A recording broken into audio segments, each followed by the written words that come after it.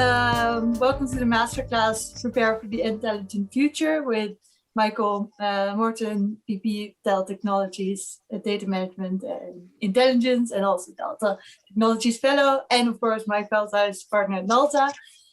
Before I introduce the speakers more, I'll give a bit more information about this session. First of all, thank you for joining, of course, and it's great to see that there's a big audience.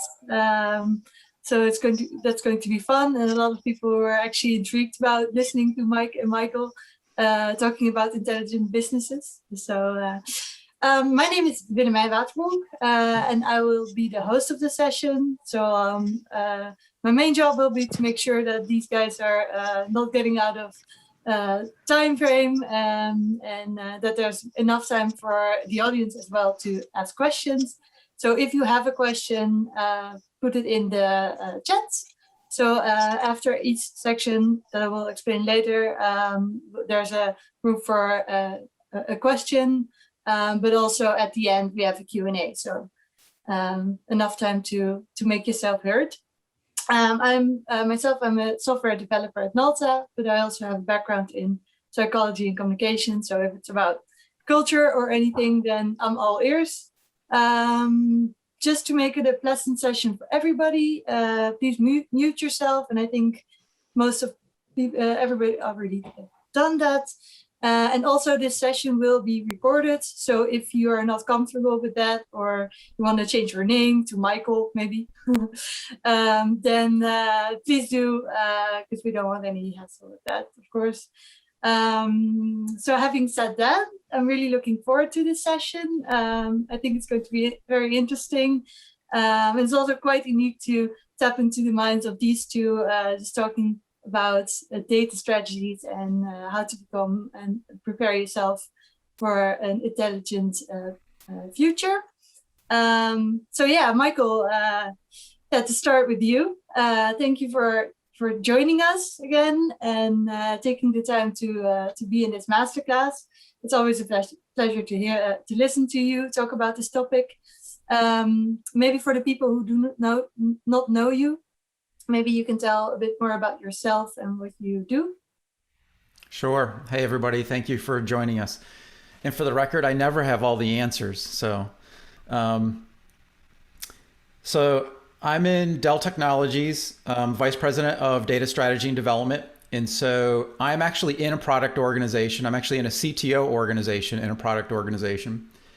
And my current role is really ensuring that the products that Dell is producing now and in the future actually is helping businesses transform into intelligent business. So as much as Mike and myself and anybody else on the call that wants to talk about data, intelligent business, just like a business itself, managing data, generating intelligence, generating business outcomes, the products that you use, the products that are built by anybody on this call that's producing products, has to also ensure that it is helping you achieve being an intelligent business. So I was 7 years prior CTO of Dell Boomi. That's why some people on the call know me from.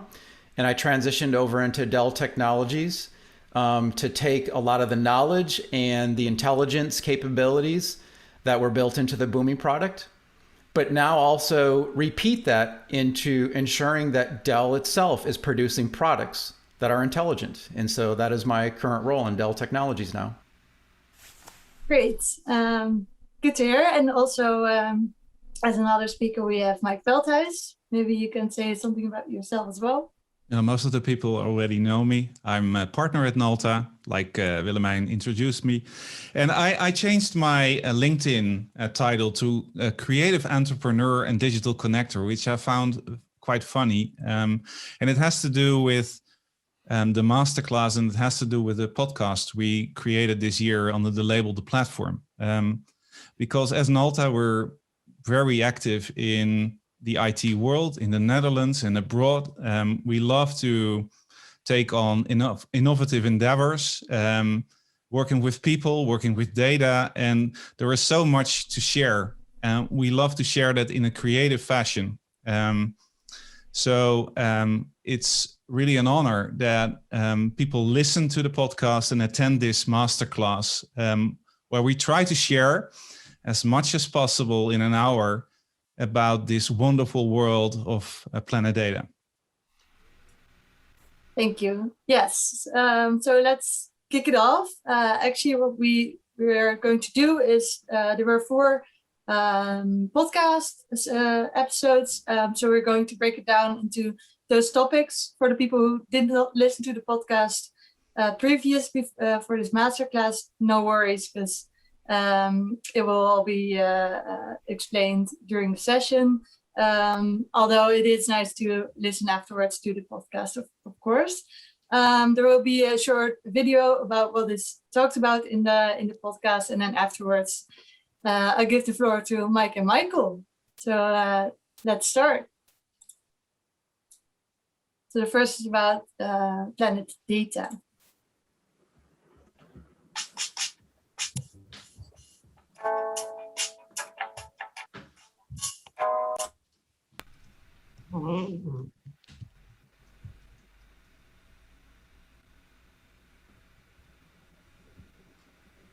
The funny thing is, if she mutes her audio, the perfect jingle is just destroyed, which doesn't matter, because you're gonna hear it 3 times over in this podcast. And Michael and I had a lot of fun actually creating this podcast series, and that's what we want to share today as well. Because working in a business that is around data and digital, it's most of all about working with people and creating stuff that helps people. Michael, it's really an honor to have you in this show, in this masterclass. It's still early in North Carolina. We did a prep call this morning at 8 o'clock your time. So I hope you had your coffee and you're really set to go for today. Oh, it's okay. I'm old. I get up early. That's usually how it goes. So it's no problem. Yeah, we started producing the series beginning of this year, and actually it started last year when we did a podcast about data and about the value of data, and we really were looking for a way to explain more how to become an intelligent business and why an intelligent business. That's what we're going to address today. But it started with the vision of you, Michael, about Planet Data. What is it about? I don't know if I would claim that I coined the phrase Planet Data, but I don't know. It stuck with me because if every one of us thinks just for a moment, from the time that you wake up in the morning to the time that you go to sleep, what data is being produced about you? The second you touch your phone knows that you're alive, right? Because of accelerometers. The second that you start using your phone to use an application, it knows what your behaviors are. When you start using applications, maybe you're surfing the web, maybe you're turning lights on in your house. It could be device related. It could be checking your finances to see when you can retire. It could be anything. But it is staggering how much data is being produced because of us as humans and businesses. And now, this is why I latched on to the phrase Planet Data, because we are this planet of an immense amount of data being generated. So now the question is, how do we actually use this to our advantage? How do we use it to our advantage to improve our lives? How do we use it to our advantage to deliver new products to customers? How do we use this data to elevate the competitiveness of your company, grow your company? And so the key now is, all right, now how do we put technology to work to actually make you as a human better as well as make your business better. Hence why we talk about the intelligent business. What does it take to transform your business into an intelligent business now because of Planet Data? And the funny part is that you're, well, probably a lot of people are, but not every time you're aware about the amount of data you generate. And when we recorded the first episode, you asked me just a really nasty question. Oh, no. It was an honest question. The honest question was, what device do you touch when you wake up in the morning? And it's funny because I actually didn't realize that it was my Apple Watch. And the funny thing is, we started elaborating on that, and the amount of data it collects is massive, but the amount of reporting you get out of it is as massive as the same, you know? I get a signal every Monday morning, the amount of screen time I have every day, and it was 12 hours. And we discovered that it was quite bad, you know? 12 hours was quite bad. So I changed my behavior, Michael. And my Apple is reporting to me now, Monday morning, it's 5 hours, you know? That's the insight I got from that podcast. You know, I've extended that concept a little bit, Mike. Of course, I have to be delicate because I sort of feel like, well, people need to get a read on my personality, but what is the first thing you touch in the morning? I mean, you know, it's sort of a shocking question, but it's a great icebreaker, you know, and an opener. So think about the business analogy. We just talked about, you know, us as humans, but think about your business. What is the most important data that you touch in your business, and why? So of course, you're not really touching data because it's this non-physical thing, right? But you could ask yourself the same thing. What data are you mostly touching in your business, and why? And if you could answer that question, it's really remarkable what you could refer from that. Like what do you infer from that? And so I've sort of expanded my analogy, Mike, a little bit to try to bridge that into, okay, let's get past the icebreaker and get people thinking, but also now think about your business. Like what is the data that you are touching and why? And furthermore, will you make a decision based on what that data is? Because it must be really important to your business. Yeah, and creating the content, it was like a journey for us as well, because we really had to structure it. And in this masterclass, we'll go to the episode 2, 3, and 4. But actually, in the final episode, we only really nailed down the description or what the intelligent business really is. And I'm pretty sure you're looking for your notes right now. What is it? What we came up with? Actually, I was not looking at my notes, but I will now. No, I'm just kidding. So I like to think very simple, by the way. Like I do my best to think in a very simple way, to think about ways for people to relate to what we're saying. But the definition of intelligent business, oh my gosh, we could have a paragraph on it. You could write a whole paper. I wrote a whole paper on this, but it's actually quite simple. What is the intelligent business? And it really is about the ability to quickly turn data into business outcomes. That's it. Really simple. So quickly is very important because that means competitiveness, and business outcomes is really important. So notice that we didn't say into intelligence, right? Intelligence is only one step to an outcome. The question is, just like Mike, you said you got constructive feedback from your phone about where you spent your time. Yep. But now the question is, does it influence your behavior? So it's an outcome. Like, of course, you don't need to answer this question, but did it make you realize that you're not spending your time the way you probably should or would? And then for a business outcome, great. I hired data scientist. I have really smart people. I do AI ML because everybody says it's a fancy thing to do. That's great. But the real sign of maturity of an intelligent business is, did you then apply that knowledge and answers that you got out of your data to produce a business outcome? And was it a positive or negative? It could be negative, by the way. If it's negative, that's great. Then that means that you learned something. So there's nothing wrong with a negative outcome either, but you did produce an outcome for your business. Now you adjust and you repeat and you do it all over again. So it's really quickly turn data into an outcome. So Planet Data, this episode is really about awareness. Awareness, what is happening, and we got our goal, the intelligent business. Willemijn.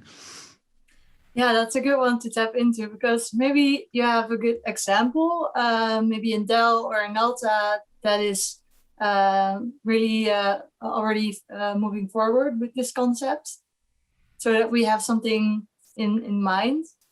Yeah, we at Nalta, we have a couple of examples where we actually delve into the value of data to create business outcomes.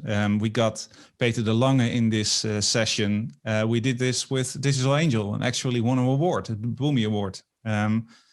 Currently, we're very active with Blue Force Tracking, where we use sensors in vests and connect them using Boomi to camera systems in the Amsterdam Arena. So when an officer is in need, we're able to pinpoint the position and put the camera systems on top of that. It's a business outcome.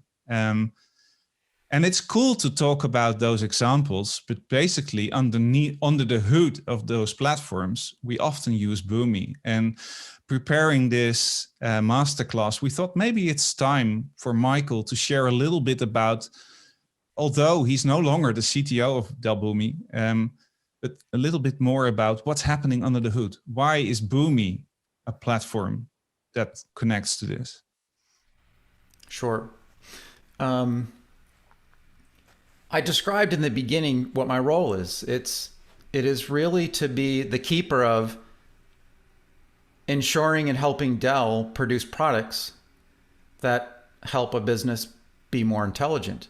But that also means that has to start with the products themselves to be intelligent. So I'll give you an example. I'll give you an example from Boomi, and then I'll think of another example just to make sure that I'm getting the point correct.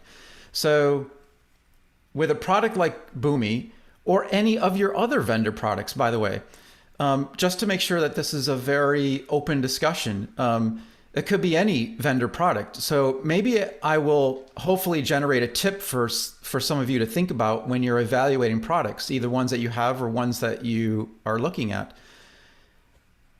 A product should really learn about you as its user and your business. So if you buy a product and you use it and it provides value, that's great. But that product should really understand how you're using it so that it can learn about you. What are your needs? So just like we talk about this definition of quickly turning data into intelligent business, any product that you use should learn about you, just like the phone that we talked about is unique to you. So for example, with Boomi, of course, it's a platform that's used by customers to build integrations, to move and transform data. And you may move data between an on-premise database and some SaaS application. I don't know, NetSuite, Salesforce, could be anything. Boomi learns your habits. So if you start with having to develop something from scratch, it's learning what are the most popular things that you're using Boomi for. And so it will provide assistance to you the more that you use it. Why? Because it wants you to help you get your job done faster. So there is acceleration and intelligence features in the Boomi product that will learn your behaviors and learn what you're doing so that it can make suggestions to help you move faster. So any product, as far as I'm concerned, that's on the market should be learning about you, should be learning about your business and offering you insights for you to make decisions. So, for example, if you're using a data center, if you really think about it, a data center is unique to your business. There is no other data center on the planet that is the same as yours. So now how do you surface that to give you, as the owner of that data center, information about your business that helps you make better decisions? Is it what's my most important data? Is it what's my most important applications? It's where is my business spending a lot of time? What data does my users seem to be accessing the most? It could be anything. So really, technology today should be learning about you and your business and offering you new value. So that is what my job is now at Dell. Thank you. Yeah, that's a good description. It's nice to talk about things that Nalta do and that Dell are doing together. I think it's we got a comment in the chats. Love the artwork and the concept of data snacks. I know how much you talked about data snacks, so that's good that it's noticed.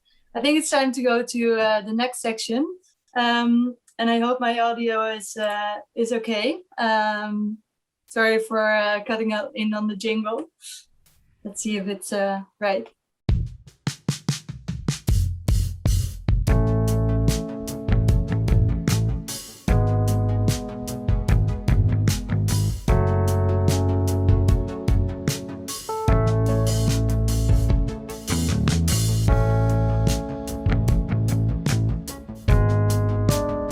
Pretty sure it sounds better in my studio, Willemijn, but it doesn't really matter.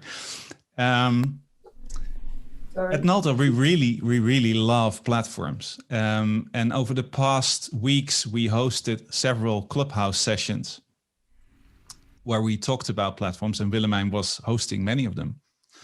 And it's about bringing people together.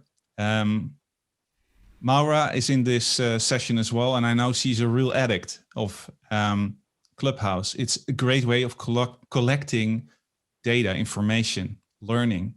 Another way of connecting is Lunch Club. There I met Shane, and he's in this call as well. And we were talking about branding and about sharing your company value in marketing. And I was talking about the podcast series I was producing. And I wanted to do something special with the graphics. And that's what we've done. And he pointed me to a lovely lady in Canada who produced those artwork, which is great. And I want to thank him for that, because it's a way to explain in 20 seconds that took us 15 minutes every episode, Michael. And when we started producing this episode, we really wanted to talk about data and the importance of data. But when you do that, you start delving into a technical discussion. And most of all, we're talking about business. We want to solve business problems. We want to generate business outcomes. And of course, technology is really important to get there. But talking about technology probably isn't the smartest way to do so. So the episode evolved more into like, what is mandatory? What do you have to create into your organization to make a digital project successful? And then we started delving deeper into digital culture and an innovative culture, with a special conclusion, I would say. But Michael, how important is this digital culture for an organization? Well, that's an easy answer. That's an easy question to answer. How important it is? I mean, it's important to survival of a business. I mean, for sure. But I'm listening to your words, Mike, and I will just tell you the first thing that comes to mind for me. I don't know if it's relevant to what you asked me, but that's okay. I'll be a politician and move on. Come on. You know, whenever you and I talk about this topic, I go back to my simplicity mode of thinking, and it's this: is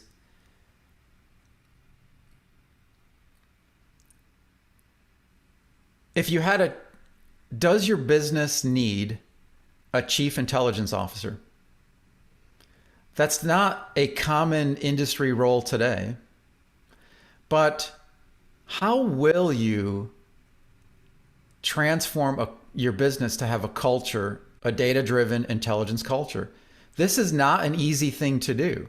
I mean, even to the best of my ability describing what my responsibilities is, even to people within Dell, it takes quite a few times them to realize, what does it mean for a product to be intelligent? It's a mindset. So I've been recently thinking that a business should really have a chief intelligence officer. Sure, we all know that there's chief information officers. There is an occasional chief data officer, but usually the chief data officer is, typically around managing the data of a company.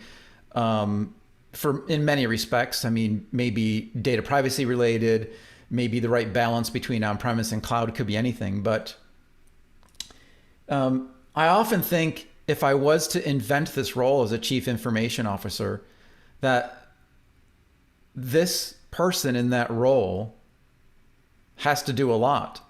It's not only to evolve the culture of a business. It's not only to help them achieve quickly processing data, achieving business outcomes, but it is equal parts mindset and culture. That is so important to see and watch a transformation, that if you need an answer for your business, that people automatically think and have a means to produce an answer from data. I mean, it's, to me, me personally, I mean, I don't know if anybody else likes it, but I like inventing this chief intelligence officer position because it's technology and culture. I like it. I like it a lot. But what I liked as well, discussing about this topic, is that many organizations have a IT department, and they were the heroes of the 90s and the heroes of the 2000s, and now they're the laggards. They're the one that want to keep in control IT. They're the boss of control. They're chief infrastructure. And not in many companies, they are still very in charge of what's happening in the digital world in the organization. It's more shifting to business. And I think there is a huge opportunity for those departments that have the skills, that have the DNA of digital and IT, to step up and start helping their businesses evolve more quickly, because they perfectly understand what's happening, but they have to probably do it a little bit different. Think more about opportunity than about restriction. Be more open to the business. But I think there is a huge role for the original CTO and his people behind him to drive innovation on data. Agreed. I'm going to add one more ingredient to that recipe that you just cited, by the way. And that is, we are actually starting to see more of a settling of a balance between what companies leverage in cloud versus what's on premise. So this is a very important decision, especially for enterprise businesses, that they need to make, is especially with the world of changing data privacy and governance and policy regulations. We're starting to see now more of a very important decisions that need to be made in order to balance that. Because look, the cloud is another example of you don't need IT operations, right? Because that was the promise of cloud. Cloud was all about acceleration. But now we're seeing it's very important that you have to have someone that understands the way to balance a business, cost, risk, privacy, all of it. between on-premise and cloud. This is a very important balance that we're seeing happen now. I agree. Willemijn? Yeah, and I think Shane is making an interesting comment about that as well in the chat, about digital and culture has been merged even more in the past year. And I think, yeah, we can all agree. Do you have any more comments on that, Michael or Mike? Well, it looked like at the start of the COVID crisis that a digital transformation would, the development would increase, it would speed up. But the examples I got is that all people are working with Zoom and we're able to work from home now and I have a webcam, which is like working digital, but it's not really necessarily digital innovation. I think a lot of the companies that have IT at their core have been very successful, not only the vendors, but for the majority of companies, it's still very difficult to really innovate using digital. I think that has not changed, but the willingness to change has increased. Yeah, that's indeed true. By the way, Maura is saying, thanks for sharing my addiction to Clubhouse here. She makes. I'm sorry for sharing that again. I think it's time to move to the next section. I do have one interesting thing, just one interesting fact that people might find amusing, and it's this: is, you know, we in Dell, a group that I'm part of, we met with over 70 customers, and we actually met with data scientists. So imagine yourself sitting on the shoulders of a data scientist from the second that they get up in the morning and they start their job, and to watch them, like, what do they do? And of course, we didn't physically watch them, but we asked them, okay, how do you operate as what do you do? Like, you're a data scientist, you've been asked to produce an answer about something. So what tools do you use? How do you go about it? And the majority of the time, the first iterations that a data scientist is performing, because they can do it easy and fast, is actually doing it on their laptop. Everybody thinks that AI/ML is yes, of course, it's data lakes, it's data swamps, it's large amounts of data, it is a lot of processing.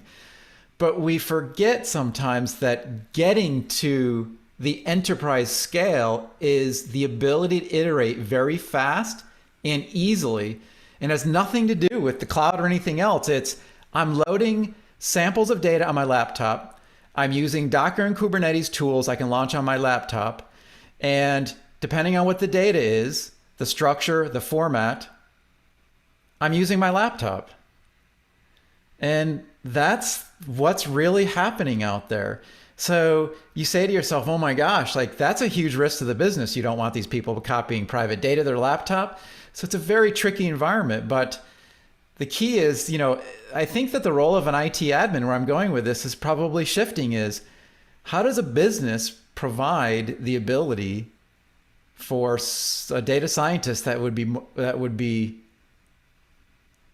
instantly more prone to work on their laptop, but really should be doing it in an environment that helps them go just as fast, but a little bit safer. But yeah, I think we got an interesting question that might be nice to talk about in the next section. It is due to GDPR not always possible to use all the data. What about synthetic data? Will bringing people together become an intermediate station in interpreting data? Think about that if that suits the next section. Otherwise, we'll keep it as a Q&A question. But let's start with the next one. By the way, Michael's question is very good. Just want to, we have to come back to that. Yeah.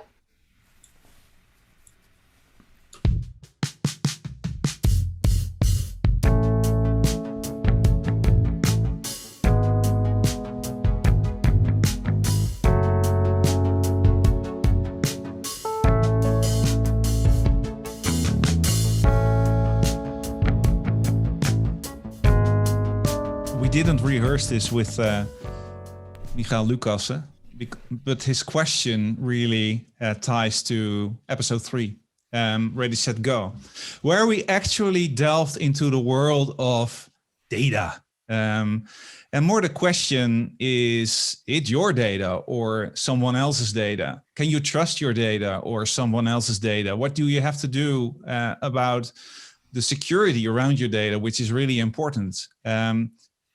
The data you want to own it and secure it because you're going to use it. And this data governance part is extremely, extremely important. So in the end, we made a checklist, the intelligent business checklist, about steps to actually make sure you're going to start this journey becoming the intelligence business.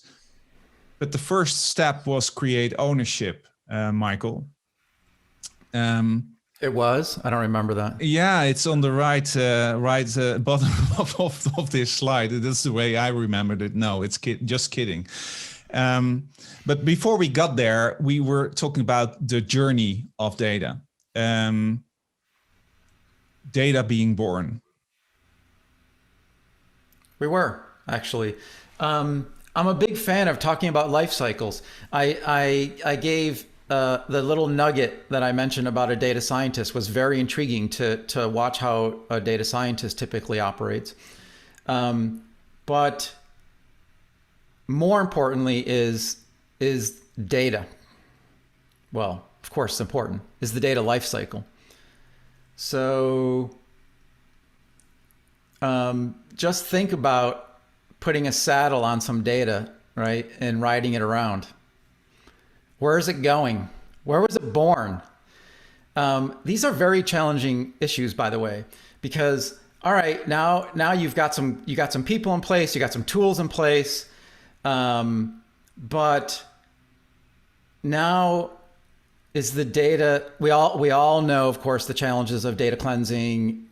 This is, we talk about data quality as a topic that's been talked about for a long time, but it's actually getting more challenging and more important than ever. One is, if you plan on or need to make a business decision, it's even more important than ever to think about that life cycle of the data. Where was it born? Was it born in a trusted environment? Is it your data? Or is it third-party data? I suspect that there's not a business on the planet now that is actually not using their data and obtaining data from other sources and correlating it with other data, which is very risky and dangerous. So there's things that you need to know. What was the origin of that data? Can you trust it? Is it good? How would you know? So these are really important topics that businesses will have to figure out how to overcome so that answers that they get from data, that they somehow can assess the risk. And so in the podcast, I pulled out a couple simple phrases that I like to think about, which kind of helps the mindset around the intelligent business. So not to, of course, add apprehension or discussion around risk, but it's simply this: explainable data and explainable AI. These are real world concepts now that you have to ask your business is, if you're using data and it's yours or a third party, then can you explain it? Do you have explainable data? Number one. Explainable AI is you've now produced results by processing and operating and analyzing data. Can you explain the results? I'm sure a lot of you have heard the phrase data bias, right? Well, it's data bias, it's logic bias, but it is becoming more important than ever to be able to explain the data that was used, and explainable AI, explain the logic behind the answers that are being produced. To me, I love this topic. I mean, because I talk about it, I use it internally to Dell as well, is it gets people to think in a totally different level about the data and the answers that were produced. And it's great. I mean, it's great because it's forcing you to explain some maybe very complicated formula, but in human consumable terms. So very, very important topics: explainable data, explainable AI. Yeah, but before we end this part and talk a little bit about the checklist, or is there a way that you can tie this to the question of Michael Lucassen? Oh, tie this to Michael's question? Yeah. Well, I was going to go the opposite of you, like I always do, and talk about Michael's question in another way. Okay, whatever. Because it's okay too. I will close this one up, Willemijn, regarding the checklist, because we really wanted to make a checklist. And I will tie it to what Sander van Lingen mentioned in the chat box. Is the minimal viable culture, and I loved it. I love it. I wish I came up with it, because what we wanted to share is the awareness of data and the awareness of using data, and making sure you're allowed to do it and it's safe to do it and you keep it safe. But at the same time, tie the business culture we mentioned in the second podcast to really a task force, and let's call it the MVC, where you enable those people to actually run those intelligent business projects. Make sure they have the right resources, that the timelines that they have are measurable and achievable. And point 4, and we discuss this more and more often, really implement. There are so many projects running at companies that they get to the stage of implementing them, they're just holding off, because it's scary or dangerous, or the future is not really clear what they're going to achieve with it, of how much money it's going to cost, if the budgets are sufficient. So make sure you get to the stage of implementation. And in the end, when it's running, produce results and celebrate the wins. that was beautiful. Thank you. I'm very anxious to talk about Michael's. I want to talk about a topic that Michael triggered for me, which is really important. Am I allowed to do that? Is that okay? Okay, perfect. So, Michael, during our study of data lifecycle and certain roles of people that need to operate on data, one of the things that we discovered very quickly was, what are the challenges? Like, what is the challenges of a business in order to produce outcomes, produce results, produce answers? So again, with a data scientist or a data engineer or maybe even a data analyst, these are data consumers. They're going to use different tools, but in the end, they are operating on data. So it's a very common problem. What is one of the first problems that a data consumer has? And that is, they don't know what data is available. They just don't know what it is. Like, if they've been asked from the business to answer a question, maybe about customer, about product, about geographical regions, around consumption, supply chain, could be anything, is, okay, what data do I have to produce a proper high quality question? So first challenge is, what data is available? That's a very hard thing, because no company, or very few companies, have a magical data portal that their employees can log into and do a natural language search and say, I need this data. What data sets are available to me? So that's the first challenge, is just tell me what data sets are available. You might not have access to it, but at least you can search a catalog that describes what's available. However, once they actually believe that there's a data set that they need to use, this is where collaboration becomes very important, because we all know, great, I got the data. I'm happy because I got it, but now I have no idea what it means. And finding the subject matter expert to explain to you what does the data mean? Because I'm seeing data, but I'm seeing a bunch of fields with ones, you know, or zeros or dashes, could be anything. So collaboration we're finding is, I'll always go back to quickly, right? To quickly turn data into business outcomes. Part of that quickness is, I got the data, that's great, but I can't understand it. There's no context. I don't know what these fields mean. I don't know what these values mean. Is how do you now put that person who needs that data into contact with the subject matter expert that understands that data? And that was a huge gap that's very challenging to close, but very important.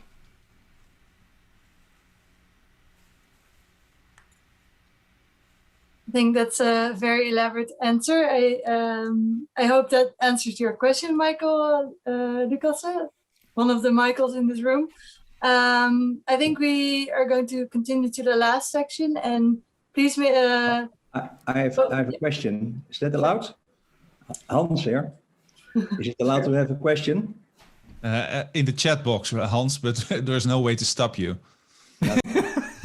Well, I see here in this picture that data is born. And I think always that when something is born, it should have parents. Else it is an orphan. And I think that we have a lot of orphan data in this world, data without parents. Michael, what is your opinion about this? Because I think in every company we have orphan data. And data that's not flowing, that's data in rest. I'm an old EMC guy, and I know there is more data in rest than data is flowing. And that's a handicap. That is very true. And guess what, Hans? I believe I know the most significant contribution to orphan data. And it simply is data replication. People replicate data more than anything.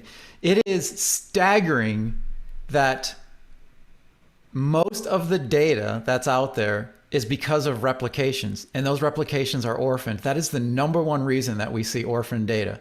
Yeah. But what's funny that you say that. We could wax on about this a very long time, because I just watched a program on the expansion of the universe. I mean, it's like, so yes. Yeah, Mike and I will be promptly stealing the hashtag orphan data from you. Thank you, Mike. All right. Let's go to the last section, and then I'll invite you to ask questions. So let's go.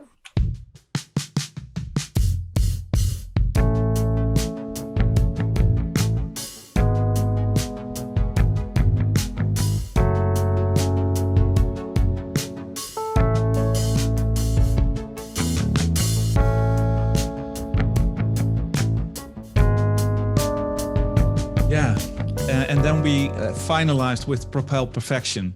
I think you could start a discussion about what perfection really is, and talk about that for hours. And for us, it's just a goal, to get where you want to be, but you can never actually get there. It's like not a state, it's something you want to achieve. And when we're talking about perfection, you're talking about wins and success. But in the end, how many projects actually fail and are allowed to fail? And that was something we talked about a lot. And we introduced the concept of the project funeral, which is something I would like to talk about in this masterclass, Michael. But before we get there, for you, what was the most important part of this final episode? Improvement.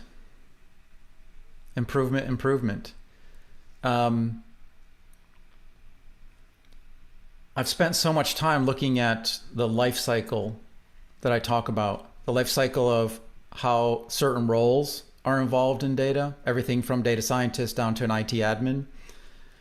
And my lens of how I look at this is, how fast can you produce a result from data? How fast?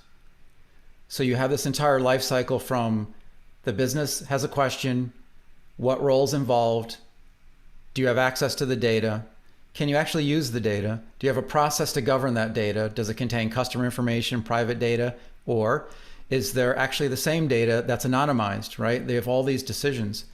So for me, first of all, I love failure. I think failure is very important, by the way. I embrace failure.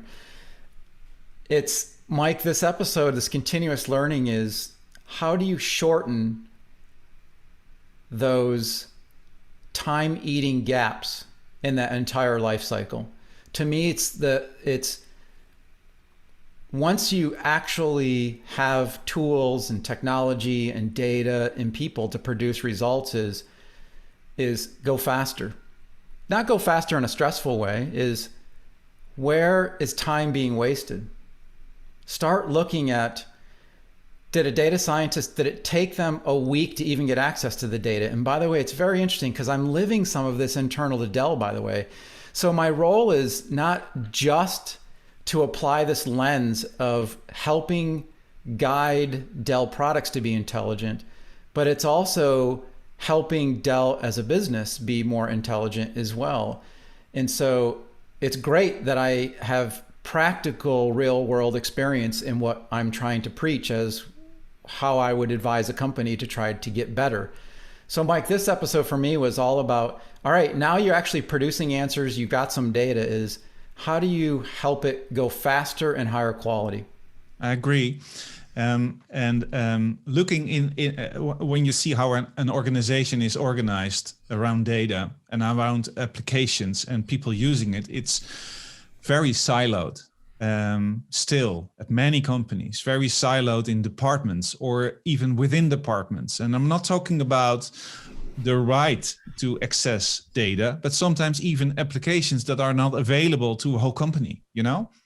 And to really delve into the value of data, you have to let it flow. And of course, in a structured and in a safe manner, but you have to let it flow. It should be accessible over all departments. And we took it even a little bit further, is then when you look at a company, it's most of the time, always, probably always part of an ecosystem of companies that work together. You have a supplier, you have a vendor, you have people that you hire that work for another company. You have a supply chain, you have all kinds of ways that you have to share data with other organizations. And there are still so many roadblocks between those silos in your company and outside your company that makes it really hard to innovate on data. So focus on that as a starting point for perfection is probably one of the most important parts of this journey. It would be interesting if anybody's on this call that actually has a background in psychology. Sometimes I wish I actually did study psychology, to be honest with you. We have Willemijn, yeah. That's true. Yeah, that's very true. She revealed that to us earlier this morning. But another fascinating to me, I mean, to others, they may think to themselves, you know, it's boring, move on. But the behaviors of people because of data, the possessiveness, people get possessive. Why? Because they know their data is worth something.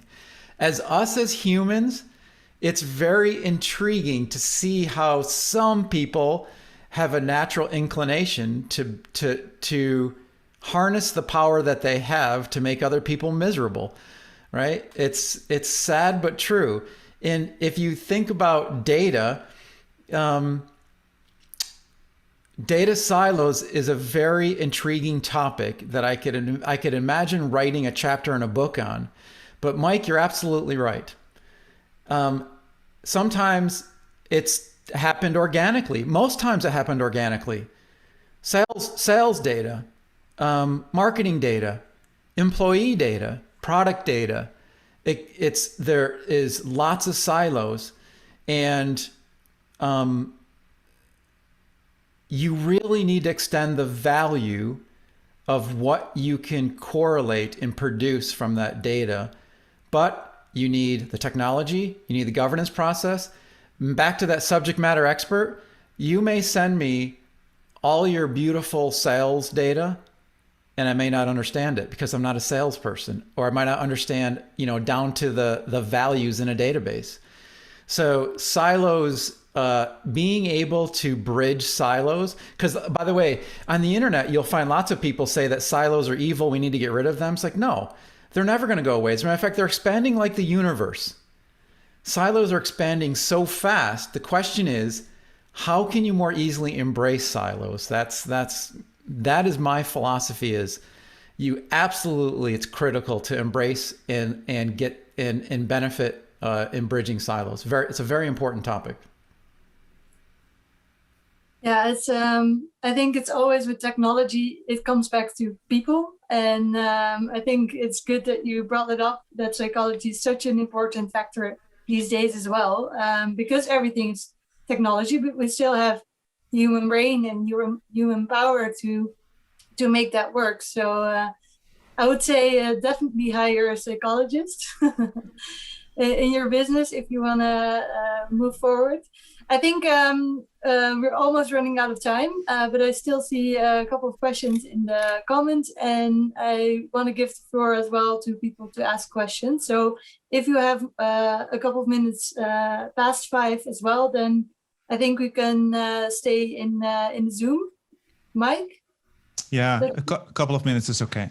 Okay, couple of minutes. Okay, so the first one is from Vincent, asking, is shadow IT caused by digital transformation still an issue, or is it accepted by the business in IT? How do you protect data flows when your outage occur and it is recoverable? Is that for me? Do you want me to give you my answer, or Mike, do you want to take a stab at it? No, go ahead. I know Vincent very well. Oh, you do? Okay. Hi, Vincent. Shadow IT makes businesses very nervous. Still makes businesses nervous, because it is very high risk to a business for shadow IT to potentially have access to, process, copy data. It's higher risk than ever. So this is just my initial answer, is shadow IT might be okay, but it's all about the data. If there is mishandling of the data because of shadow IT, now you're putting your business at risk. So it makes a lot of enterprises very nervous. They want to centralize the governance of that data. I see the risk of sharing data. I see the Teams session of Willemijn of me asking a question, which is quite funny. It's super funny, sorry. So really take care of the questions and the answers I give. I think we have time for one more question because we have to wrap up, Willemijn. Yeah, sorry about that. This is first time I think we do something with Zoom, and normally we're on Teams. So you're doing great. My mistake. So yeah, last question from Michael. Working with clients on blockchain projects, the origin and trust of data and information is key. The session gave me, it's not even a question. I'm so sorry. The session gave me some valuable new insights. Unfortunately, Thank I you. have to jump into another meeting. Is there a last question maybe from the audience? There is one question from Shaka, I see. He asked about that data grows extremely, and in some point archiving data is needed. What is the best way to archive this data and make it available for different stakeholders? Michael? Oh my gosh, I wish I had a magical answer, but every company has a storage strategy. So with data that's archived, typically businesses are going to do the most cost-effective way to put data on cold storage. Now, I don't have a magical answer for that, but a business needs to decide. And I'm going to pull out my important data phrase, important data. So if that data is rarely accessed or it's archived for regulatory reasons, then find the most cost-effective way to store that data. So I guess my blanket answer is based on the importance of data, based on the frequency of access of data, you really need to have a data storage strategy.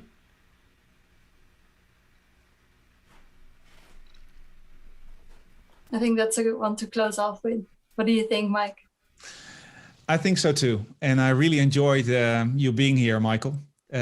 Always insightful. And it was great to do the 4 recordings with you, the 4 podcasts and this masterclass on the Nalta podcast channel, the platform. As much as I love doing this and producing this with you, I'm also really looking forward to the new session. And it's linked to platforms. And in the new podcast series, 4 episodes and a masterclass, we're going to talk about security around platforms. So how can we increase security and making platforms more safe? And of course, we have Clubhouse, Willemijn, for you to close up. Yes. Yeah, so weekly on Wednesdays we host a Clubhouse session talking about platforms, and it's about any kind of platform. So it could be something new you discovered, or something that's already been there for a long time that you have something to talk about. It could be security or any kind of thing. It's very low key, and as Mike mentioned, Maura is in the talk as well, is very into Clubhouse. So I hope to see you next time in the session. I really want to thank you all for being there, for also keeping dealing with me and my improper Zoom sharing. Sorry about that. I thank you all for asking questions and making this a bit more of an interactive session. And I think we're going to do this a couple more times. So please keep an eye on social media and LinkedIn, especially for the next one. So I hope you have a great evening, and till next time. Thank you, Willemijn. Thank you, Michael. Thanks all. Thank you all. Thanks, everybody. Bye-bye. Dankjewel. Thank you. Bye-bye.